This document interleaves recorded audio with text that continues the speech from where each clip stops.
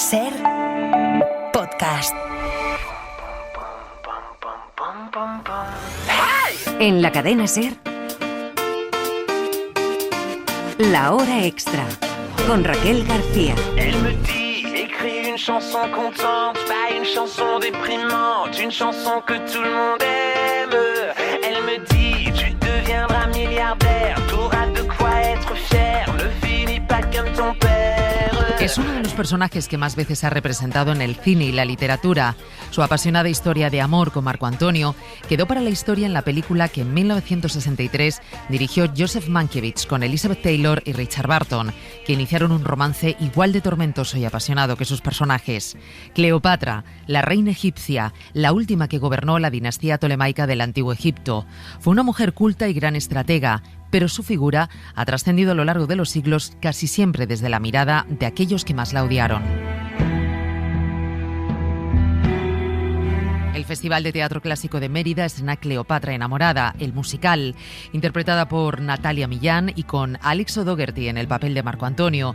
La obra no es solo un relato de ese amor imposible, también un reflejo de la lucha de Cleopatra por su pueblo y su legado, una historia sobre las relaciones de poder marcada por el destino trágico que les une. Rezaré, por supuesto. Yo también. Natalia Millán, Alex O'Doherty, bienvenidos a La Hora Extra. Hola. Muchas gracias. Bueno, volvéis a Mérida con Cleopatra enamorada, con dirección de Ignasi Vidal y dramaturgia de Florian Recio, un musical sobre la historia de amor de Cleopatra y de Marco Antonio, tantas veces llevada al cine y tantas veces llevada al teatro. ¿Qué aporta esta nueva versión? Canciones. Para empezar, sí. Aporta canciones y aporta, bueno, es una interpretación un poco libre de la historia de Marco Antonio y Cleopatra, hecha por Florian, muy bien, por cierto. Y partimos de un texto muy bien escrito, una historia muy concreta, además, en un momento muy interesante, muy importante de sus vidas. Y es una visión nueva, diferente, centrada también, por supuesto, en su apasionado romance, que lo mueve todo. En realidad es lo que mueve todo, al fin y al cabo. Por eso, de ahí el título, ¿no? Cleopatra enamorada. Y es verdad que es una versión libre, musical, ¿no? Una recreación de la vida de estos dos personajes en aquel momento. Libre, y sin embargo todo lo que contamos corresponde a datos históricos, ¿no? Quizás, bueno, hay un poco de baile de fechas, ¿no? Hay unas concesiones dramáticas, pero en general casi todo lo que, aparte de los sentimientos, que esos, claro, nos los inventamos nosotros. Queremos creer que fue así. Queremos creer que fueron así, pero todo lo que se menciona, los hechos históricos, a veces un poquito descolocados, pero reales. Como estamos diciendo, es una parte de la historia de Marco Antonio y de Cleopatra. Es una historia, de todas formas, que va mucho más allá del amor, porque es una historia, al final, es una historia política, es una historia que nos habla de las relaciones de poder. ¿Cómo pensáis que nos interpela hoy una historia de hace tanto tiempo? Yo creo que los humanos, a nivel emocional y a nivel pasional, poco hemos cambiado de aquí a entonces. Cambian las formas, cambian lo que usamos, lo que construimos, lo que hacemos, pero a nivel emocional y pasional yo creo que somos muy parecidos, y en cuanto a ambiciones, corrupciones, etc., seguramente nos parecemos mucho a aquellos personajes de entonces. Sin duda alguna. En realidad, aquí el añadido es el tema del amor, ¿no? Que dos personajes tan poderosos, además, se enamoraran de verdad, ¿no? No porque yo interprete a Marco Antonio, pero creo que el asunto con Julio César no fue tan intenso, o fue más estratégico que otra cosa, ¿no? Pero aquí tienen la suerte o la mala suerte, nunca se sabe, de enamorarse de verdad, y que todo eso además se vea mezclado con los asuntos políticos, y que a lo mejor todo hubiera sido diferente si no hubiera sido así, pero esta pasión es lo que mueve todo. Decíais al principio que es una nueva versión que aporta canciones, lo primero que decíais. Claro, ¿cómo ha sido, cómo es este trabajo en escena cuando se trata de un musical? Natalia, tú que eres referente en el teatro musical, Alex, tú eres un músico, ¿qué diferencia hay con la obra de texto? En cuanto a la forma de abordar los personajes, ninguna. De todos, en cualquier caso, tú le pones tu carne y tu aliento al personaje.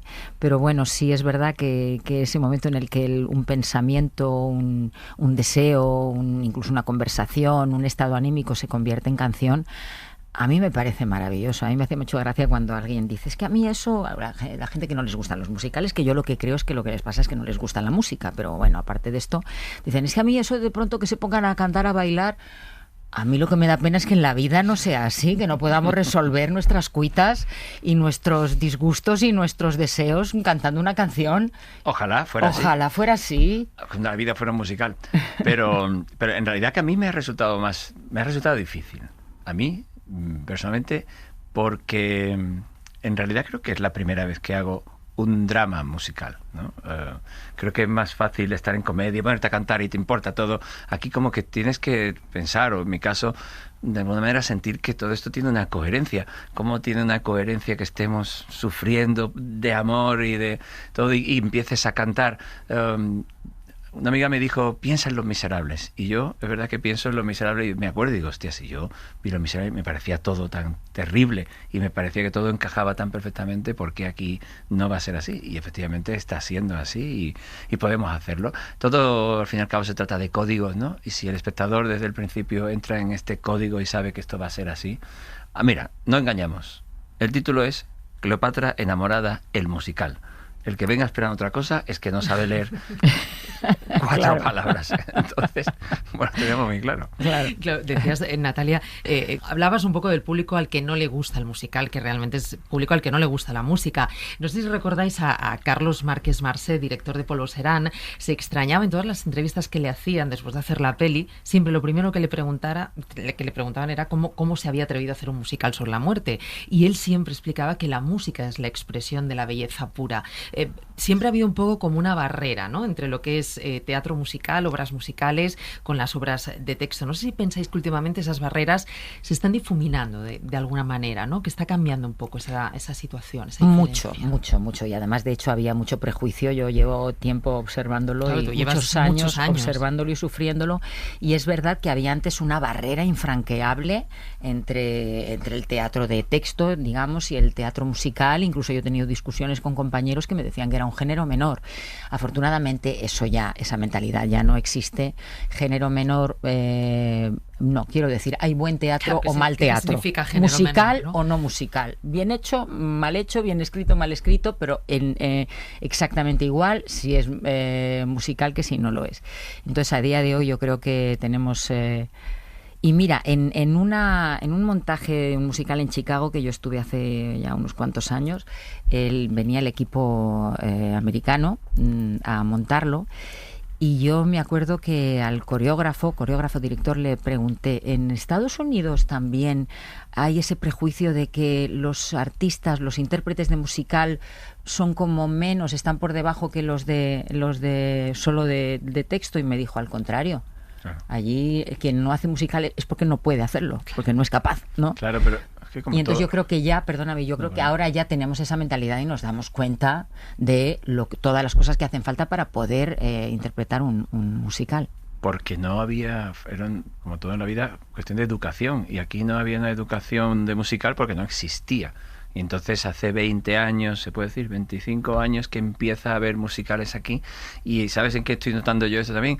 En los jóvenes, sí, los chavales, y los que están, por ejemplo, con nosotros, son gente de 19, 20 años que bailan claqué, que cantan, que esto no existía antes porque los niños antes no veían musicales. Yo, en mi infancia, no sabía lo que era un musical. De la tele, ¿no? Algo que podía ver cuando yo empecé ya a crecer y a viajar a Londres o a Nueva York y a ver musicales y empezaron a venir aquí. Los chicos ahora que tienen, bueno, ella que ha estado en Billy Elliot, hay una generación de niños que vienen con una formación que da miedo, ¿no? Sí. Y que al final se pueden contar las mismas cosas. Exactamente.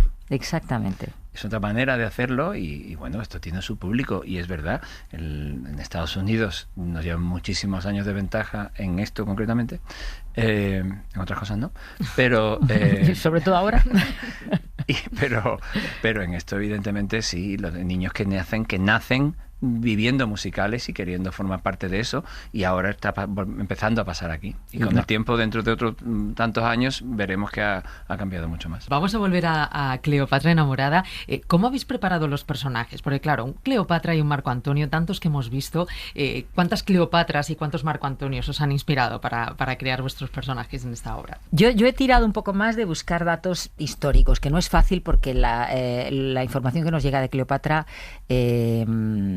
nos viene del lado vencedor, de los romanos, hombres, con lo cual sale perdiendo la pobre Cleopatra, ¿no? Aún así, bueno, pues se pueden buscar fuentes y es en cualquier caso un personaje interesantísimo y lleno de aristas y de cosas donde buscar. Pero sí es verdad que la cara que vemos en lo que decíamos al principio, en este musical, lo que vemos más es el corazón, es lo emocional y los sentimientos. Pero es verdad que hay algo muy interesante. Yo creo que eran dos personajes ambiciosos y les gustaba. Ahí está la erótica del poder también entre ellos, ¿no? Les gustaba mucho esa sed de poder que tenían los dos. Yo creo que formaba parte de su Yo me lo he querido tomar como un personaje nuevo. Quiero decirte que aunque haya visto Marcos Antonios en mi vida, tampoco muchos, he visto algunos porque lo hemos hablado Natalia y yo, me piqué por ver la serie Roma de HBO y me la tragué entera y era un Marco Antonio que no me esperaba tan bien y me he dado cuenta de que, bueno, pues eso, que cada uno tiene la posibilidad y la suerte de poder hacer su propio Marco Antonio, y que está escrito aquí, además también tiene muchas posibilidades, tiene 9 escenas y cada una tiene un estado de ánimo diferente. De todas formas, también por otro lado, es muy fácil ser Marco Antonio si Cleopatra es Natalia, ¿sabes? Porque es verdad. Y todo está siendo sorprendentemente fácil en este montaje, porque Ignasi también, hay que reconocer que crea un ambiente para nada tenso, que eso debería ser lo normal, ¿no? Pero no siempre es así. No siempre es así.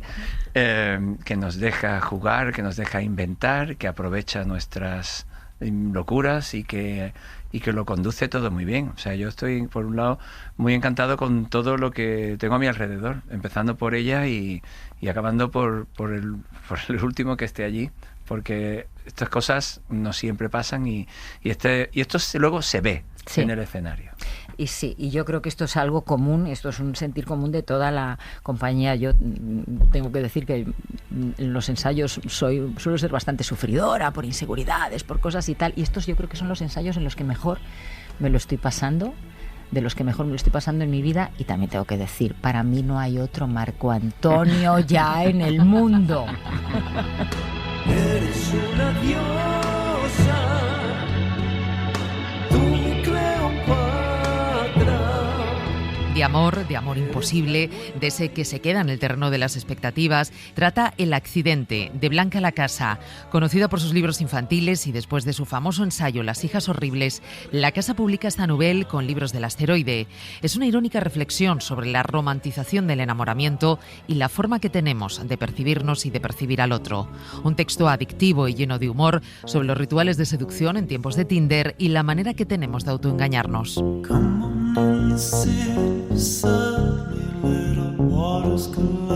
Creo que cualquier persona que tenga una edad y una experiencia, o aunque no tenga mucha edad, la verdad, yo creo que esta historia nos ha pasado de una u otra manera, ¿no? Entonces me interesaba mucho no contar tanto una historia, digamos que contar los pormenores o la trama, ¿no? Que yo creo que se ha contado así muchas veces, sino intentar buscar un poco el mínimo común denominador.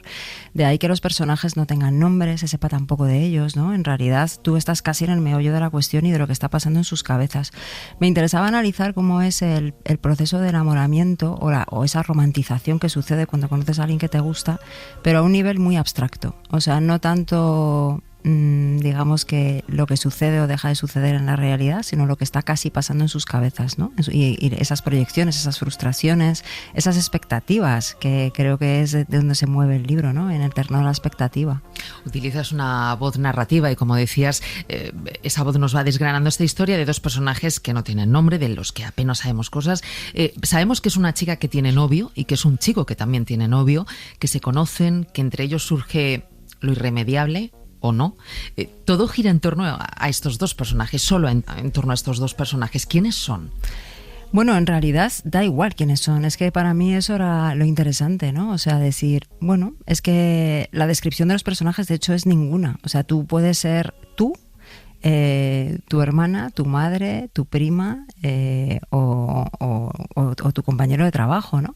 Y para mí eso era lo interesante, o sea, que creo que podemos ser todos, ¿no? Y el hecho de que estén solo ellos dos y que no haya nadie más, esto que aludes, es porque yo creo que cuando estamos en esos procesos de enamoramiento o de obsesión, porque tampoco a veces es un poco lo mismo, ¿no? No vemos a nadie más. O sea, solamente vemos a esa otra persona, entonces el resto del planeta desaparece. Y también esa era un poco la intención de contar así la historia. Decir, es que cuando estás ahí, es que todo te da igual. O sea, nada más existe que esa otra persona y los espacios que ocupa en tu cabeza, ¿no? Porque es que lo ocupa todo. Es que trabajas o haces las cosas que tienes que hacer de puro milagro, ¿no? Como metidos en una campana, que es como lo explicas, ¿no? Sí. En la novela. Nos introduces en la historia a través de ese relato que nos hace que todos nos sintamos reconocidos en ese juego de seducción, que al principio crees que puede ir por un lado, pero que luego va dando señales de que a lo mejor acaba de otra manera diferente a la que tú creías al principio. No sé si al final esto nos termina diciendo que el amor es una forma de engaño. Bueno, yo creo que no sé si es una forma de engaño, o sea, creo que estamos siempre proyectando y entonces en esa proyección a veces nos engañamos, efectivamente. O sea, depende de lo que tú estés proyectando. Es que a veces intentamos encajar, digamos que relaciones o conocimientos o personas, intentamos encajarlas en cauces muy estrechos, ¿no? O sea, te quiero decir que yo siempre he pensado que la amistad es una suerte de enamoramiento. O sea, cuando tú conoces a alguien, tú eliges a esa persona te elige a ti y las etapas que se siguen en esa relación son muy parecidas a las del enamoramiento, ¿no? Lo único que hay es que no suele haber un contacto físico, o sí, ¿no? Pero creo que es que intentamos siempre encajar, o sea, cualquier atracción que tenemos por alguien, a veces lo encajamos a trompicones en un molde o en una casilla a la que no corresponde, ¿no? Entonces, en ese sentido sí hay una parte de engaño. Bueno, que él sea gay, digamos que convierte la historia en algo quizá improbable, como dices en la novela, en un ángulo muerto, pero ¿qué hay en los ángulos muertos? ¿Qué es lo que esconden? Porque es donde ahí pasan los accidentes. Bueno, yo creo que ángulos muertos en la vida en general hay un montón, no solamente en territorio romántico, ¿no? Es una imagen que me parece muy, muy potente por un lado y me parece que todo el mundo la entiende muy fácil. De hecho, hay mucha gente que me está diciendo, que ya lo ha leído y que me dice, qué imagen más poderosa y qué concepto más que estaba ahí, ¿no? Y que de repente todo el mundo lo entiende, porque todo el mundo sabe lo que es un ángulo muerto. Ella se siente como si tuviera 16 años, vive esa relación como un pasatiempo al principio, como un romance colegial, los protagonistas se van conociendo, empieza a flotar esa sensación entre los dos de final de verano, de amigos de verano, pero nada de lo que está pasando es un juego inofensivo. ¿Cómo te planteaste la construcción del relato, Blanca? La verdad es que no te sé decir muy bien. O sea, para mí escribir, yo escribo de una manera, no sé si todo el mundo escribe así, pero yo cuando me siento a escribir, escribo bastante rápido. Entonces la construcción creo que se ha armado anteriormente en mi cabeza. Yo soy muy obsesiva, cosa que nadie podría adivinar leyendo mi libro. Y entonces, digamos que todo eso se ha ido conformando en mi cabeza.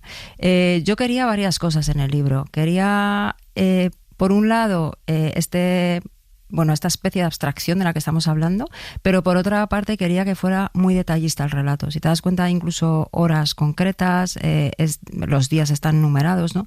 Quería que respondiera casi a una especie de informe policial, ¿no? O sea, porque creo que cuando uno está en ese tipo de obsesiones, vuelve mucho sobre sus pasos, porque también en la historia pasa algo que sucede muy a menudo, ¿no? Que es que la otra parte nos está escatimando información o está yendo y viniendo, nos está haciendo cosas raras. Y la parte otra está siempre intentando rellenar esa información. Entonces esa cosa que hemos hecho, que yo creo que todo el mundo, de releer los WhatsApps hasta que ya se derriten de tanta lectura, ¿no? Y de intentar encontrar entre palabra y palabra el significado de, no se sabe de qué, ¿no? Del Santo Grial. Entonces mi idea era un poco esa, o sea, digamos, armarlo en torno a eso. Y acudir, digamos, que a la voz de un narrador o una voz externa que pusiera un poco de cordura en esa locura, ¿no? En la cadena SER, La Hora Extra. Identidad, cultura e historia son los conceptos con los que juega el artista japonés Yasumasa Morimura, conocido por sus famosos autorretratos en los que mezcla fotografía, vídeo y performance para recrear obras de arte icónicas, figuras históricas o de la cultura popular. Morimura se hace selfies disfrazado de Leonardo da Vinci, Magritte, Rembrandt o como una de las modelos de Johannes Vermeer en un interior. Una exploración profunda de temas como la apropiación cultural, el género y los códigos de la representación visual. Sus fotografías se pueden ver en el Musac de León. Es un reportaje de Óscar González.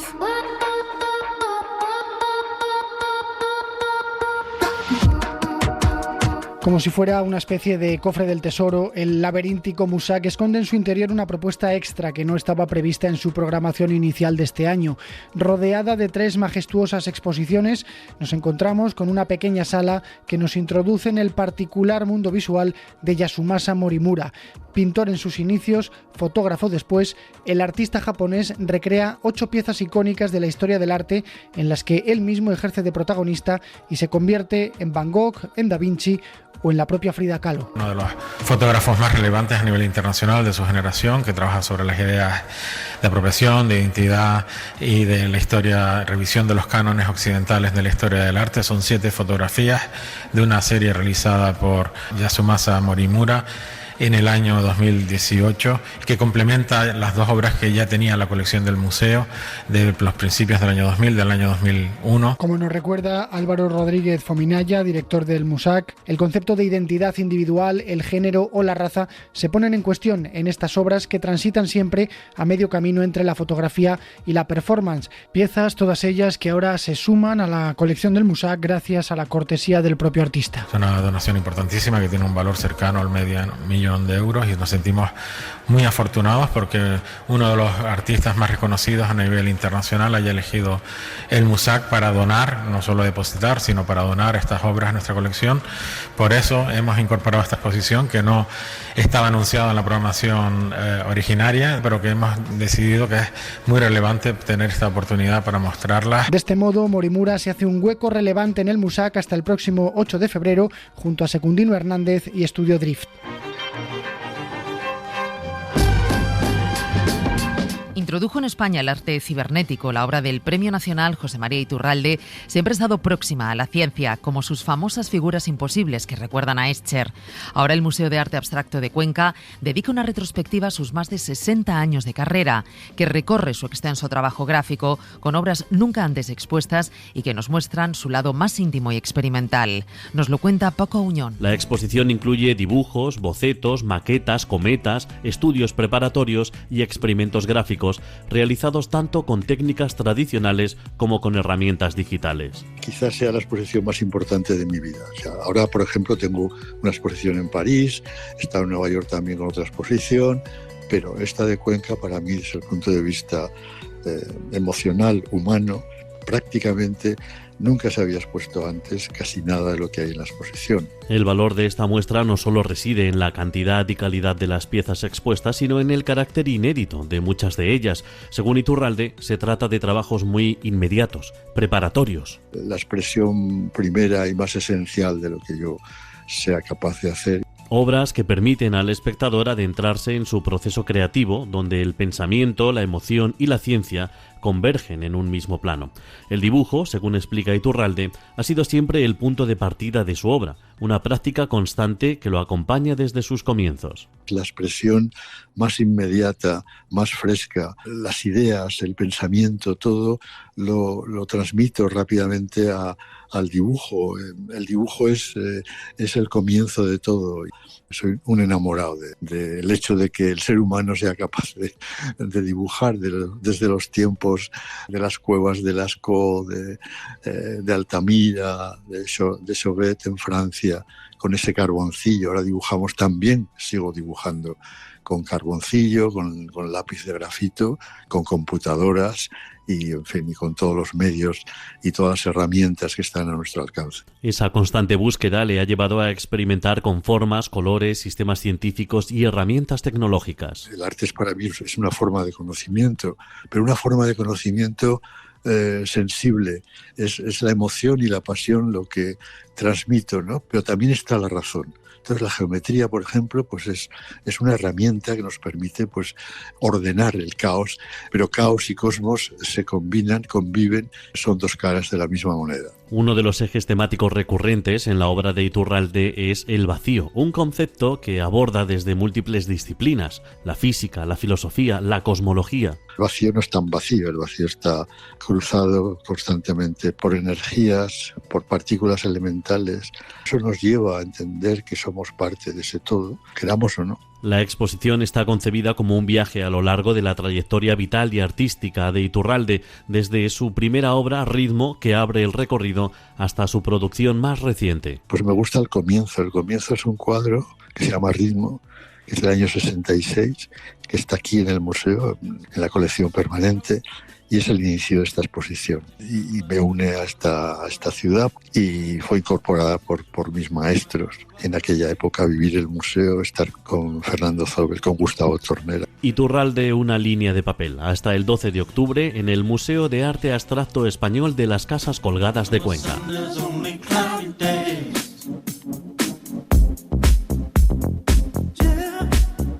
Con dibujos de Tim Burton, Cornelia Parker, David Hockney o Norman Foster, la Royal Drawing School de Londres celebra 25 años. Una exposición que pone en valor el papel fundamental del dibujo en las disciplinas creativas, que incluyen las bellas artes, las artes escénicas, el cine, la arquitectura, la ilustración o el diseño. Nos lo cuenta el corresponsal de la SER, Lucas Font. Han pasado 25 años desde que Carlos III, entonces príncipe de Gales, y la artista Catherine Goodman fundaron la Royal Drawing School, una de las escuelas de dibujo de observación más prestigiosas del mundo. Un aniversario que esta institución sin ánimo de lucro ha querido celebrar con una exposición de 25 dibujos de exalumnos y de otras 25 obras cedidas por reconocidos artistas de diversas disciplinas. Harry Parker es el director de la escuela. Lo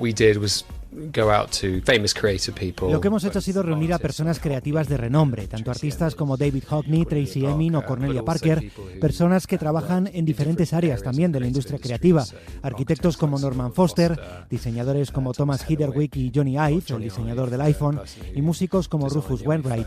El objetivo es juntarlos para mostrar el poder del dibujo como forma de creatividad.